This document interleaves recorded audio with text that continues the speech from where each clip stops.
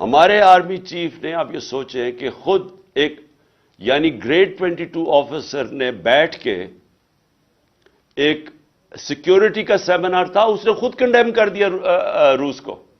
ہم ان سے سستا تیل لے رہے ہیں، اس نے کنڈیم کر دیا اور امریکہ کو خوش کرنے کے لیے. میں جب گیا ہم طے کر کے آ گئے تھے، میں نے صدر پوٹن سے طے کر لیا تھا کہ جس طرح ہندوستان کو سستا تیل دے رہے ہیں ہمیں بھی وہ سستا تیل دیں. یہاں واپس آئے تو یہاں جناب ہمارا آرمی چیف کہتا کہ نہیں کنڈیم کرو روس کو کیونکہ انہوں نے یوکرین میں انویڈ کر دیا. ہم نے ان کو سمجھا، اس کو میں نے بتایا کہ ہندوستان تو نہیں کنڈیم کر رہا، امریکہ کا وہ اسٹریٹجک ایلائی ہے، کوڈ کا ممبر ہے، وہ تو نہیں کنڈیم کر رہا، تو ہمیں نیوٹرل رہنا چاہیے جو ہندوستان رہ رہا ہے. لا الہ الا اللہ کا دعویٰ یہ ہوتا ہے کہ میں آزاد ہوں، میرا ملک آزاد ہے. یہ نہیں ہو سکتا کہ آپ اتنا بڑا دعویٰ کرتے ہیں اور آپ کا ملک غلامی کرے، کبھی کسی سپر پاور کی، کبھی کسی کے سامنے ہاتھ پھیلائے. یہ بالکل لا الہ الا اللہ کی کانٹروینشن ہے.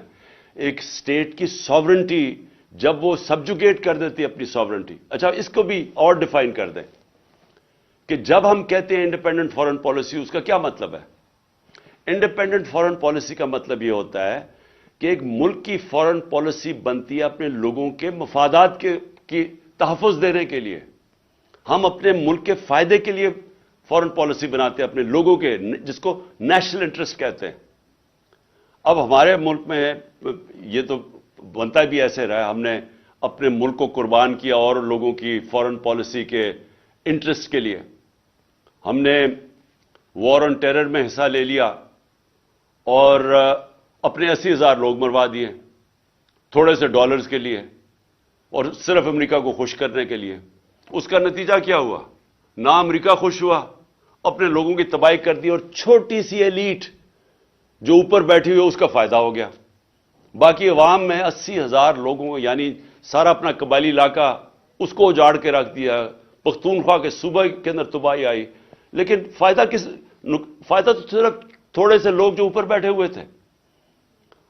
تو جب ایک فارن پالیسی آپ کی بنتی ہے کسی اور کے انٹرسٹ کو سرو کرنے کے لیے، آپ آزاد نہیں ہوتے. اب روس، میں مثال دیتا ہوں، ہم نے روس سے کیوں اچھے تعلقات کرنے کی کوشش کی؟ ہم نے اس لیے کیے کہ ہمیں روس سے دو چیزیں چاہیے تھی. ایک، ہمیں ان سے گندم چاہیے، ان سے ہماری کوشش تھی ان سے سستی گندم لیں، کیونکہ پاکستان کو 20 لاکھ ٹن کمی تھی جب ہمارا دور تھا گندم کی. اب اس سے بھی زیادہ مجھے لگتا ہے گیپ ہے. مجھے نہیں لگ رہا کہ ہمارا اس وقت جو بھی سیلاب آیا اس کی وجہ سے میں نہیں سمجھتا کہ ہماری وہ گندم کی پروڈکشن ہوگی، وہ کم ہو جائے گی. اور پھر ایک دم دنیا میں تیل اوپر چلا گیا، اور جب روس اور یوکرین کی یہ لڑائی ہوئی تو اس سے اور تیل اور اوپر چلا گیا. تو میں جب گیا ہم طے کر کے آ گئے تھے، میں نے صدر پوٹن سے طے کر لیا تھا کہ جس طرح ہندوستان کو سستا تیل دے رہے ہیں ہمیں بھی وہ سستا تیل دیں. یہاں واپس آئے تو یہاں جناب ہمارا آرمی چیف کہتا کہ نہیں کنڈیم کرو روس کو کیونکہ انہوں نے یوکرین میں انویڈ کر دیا. ہم نے ان کو سمجھا، اس کو میں نے بتایا کہ ہندوستان تو نہیں کنڈیم کر رہا، امریکہ کا وہ اسٹریٹجک ایلائی ہے، کوڈ کا ممبر ہے، وہ تو نہیں کنڈیم کر رہا، تو ہمیں نیوٹرل رہنا چاہیے جو ہندوستان رہ رہا ہے.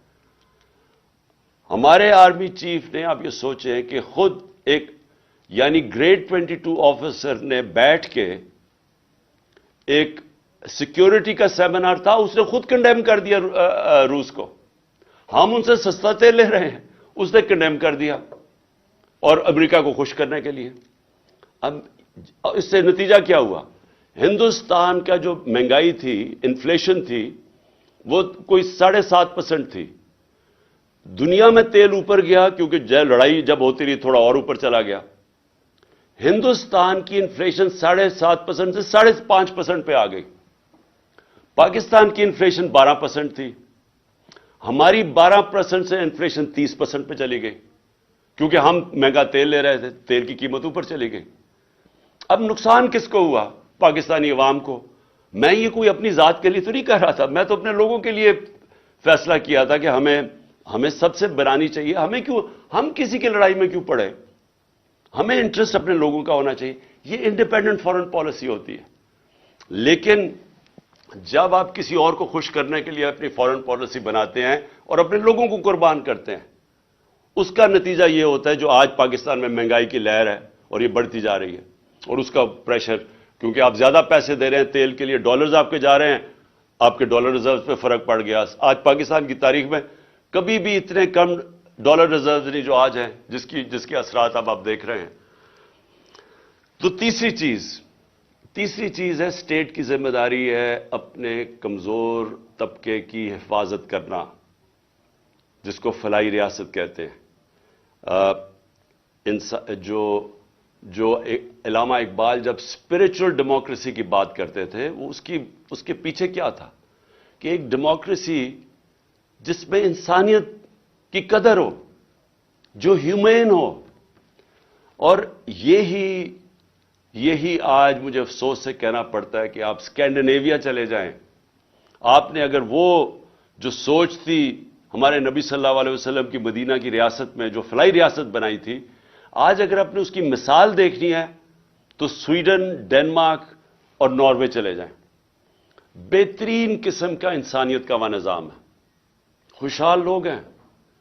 میری کنٹینشن یہ ہے کہ جب تک آپ عدل اور انصاف نہیں معاشرے میں رائج کرتے اور ایک فلاحی ریاست انسانیت کا نظام نہیں بناتے، اللہ کی برکت نہیں آتی معاشرے پہ۔ اور یہی آپ دیکھیں کہ وہاں خوشحال ہیں، آپ کے لوگ ترستے ہیں وہاں جانے کے لیے اسکینڈینیویا۔ کبھی پوچھیں جو پاکستانی رہتے ہیں وہاں اسکینڈینیویا میں، وہ کتنی تعریف کرتے ہیں، ان کو سمجھ ہے کہ فلاحی ریاست کیا ہوتی ہے۔ اور ہم نے پوری کوشش کی، ہیلتھ کارڈ لے کے آئے ہم۔ ہیلتھ کارڈ کا مطلب یہ تھا کہ سارے پاکستان کے خاندانوں کے پاس ہیلتھ انشورنس ہو 10 لاکھ روپے کی، کہ کسی بھی ہسپتال میں جا کے اپنا علاج کروا سکے۔ یہ اس لیے ضروری تھا کیونکہ ساری ریسرچ بتاتی ہے کہ جب بھی ایک خاندان جو غربت کی لکیر سے اوپر بھی ہے، اس کے اوپر اگر ایک بیماری آتی ہے تو وہ بیماری اور بڑی بیماری، تو اس کے لیے وہ قرضے لے کے وہ غربت کی لکیر کے نیچے چلے جاتے ہیں۔ یہ غربت کا ایک بہت بڑا وجہ ہے کہ ایک خاندان میں بیماری آ جاتی ہے۔ تو ہیلتھ کارڈ یہ پروٹیکشن تھی لوگوں کی۔ اس کی تعریف دنیا میں ہوئی، لانسٹ میڈیکل جرنل ہے دنیا کا، اس نے تعریف کی۔ انہوں نے کہا کہ ہمارے سے امیر ترین ملکوں کے پاس بھی اس طرح کا یونیورسل ہیلتھ کوریج نہیں ہے جو پاکستان میں ہے۔ اور افسوس سے کہنا پڑتا ہے کہ یہ گورنمنٹ نے وہ رول بیک کر دیا۔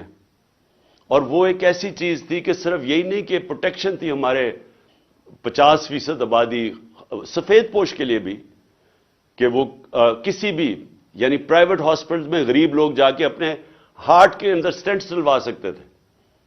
پرائیویٹ ہاسپٹلز میں پہلی دفعہ پاکستان کا غریب آدمی جا کے اپنا علاج ہیلتھ کارڈ کی وجہ سے کروا رہا تھا۔ اور دوسری چیز کہ دیہاتوں کے اندر پہلی دفعہ پرائیویٹ سیکٹر ہاسپٹل بنانے کے لیے جا رہا تھا کیونکہ ہیلتھ کارڈ کی وجہ سے۔ اب وہ سب کچھ رک گیا۔ ہمارا جو احساس پروگرام تھا وہ دنیا نے اکنالج کیا۔ اسٹینفورڈ یونیورسٹی نے اپنی رپورٹ کی احساس پہ، اور انہوں نے کہا کہ یہ پاکستان کے اندر ہیلتھ اور ایجوکیشن کے اوپر یہ جو پیسہ خرچ کر رہے ہیں، اور اس کی وجہ سے فلاحی ریاست کی طرف پاکستان جا رہا ہے۔ تو جو بھی ملکوں کے اندر ظلم ہوتا ہے، جو قدر نہیں کرتے اپنے کمزور طبقے کے، جدھر غریب اور امیر میں فاصلے بڑھتے جاتے ہیں، جدھر غریب کی بنیادی ضروریات پوری نہیں کرتا ایک معاشرہ، میری یہ ایمان ہے کہ ان کے اوپر اللہ کی برکت نہیں آتی۔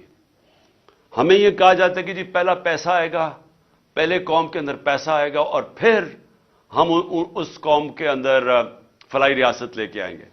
میں یہ سمجھتا ہوں کہ یہ بالکل غلط ہے۔ پہلے آپ فلاحی ریاست لیتے ہیں، عدل اور انصاف قائم کرتے ہیں، پھر قوم میں خوشحالی آتی ہے، جو کہ مدینہ کی ریاست میں ہوا تھا۔ شروع میں تو بڑے مشکل حالات تھے مسلمانوں کے، لیکن انہوں نے آتے ساتھ ہی فلاحی ریاست اور انہوں نے عدل اور انصاف قائم کیا، اس کے بعد خوشحالی آئی۔ اور یہی ماڈل پاکستان کو فالو کرنا ہے، کیونکہ اب تک ہم انتظار ہی کرتے رہتے ہیں کہ جی پہلے پیسے آئیں گے اور پھر فلاحی ریاست بنے گی جو نہ پیسے آتے ہیں اور نہ فلاحی ریاست بنی ہے ابھی تک۔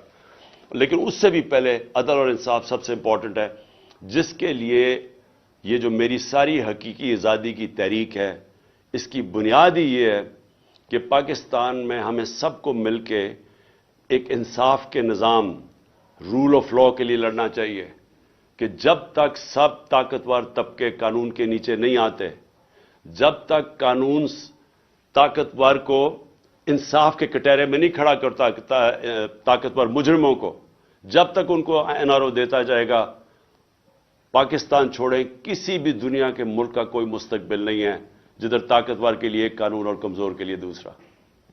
میں پھر سے آپ سب کا شکر گزار کرتا ہوں، ابرار آپ کا بھی اور بابر آپ کا بھی، کہ آپ نے مجھے موقع دیا اپنے پاکستان کی انٹلیکچوئل ایلیٹ سے بات چیت کرنے کا۔ بہت بہت شکریہ۔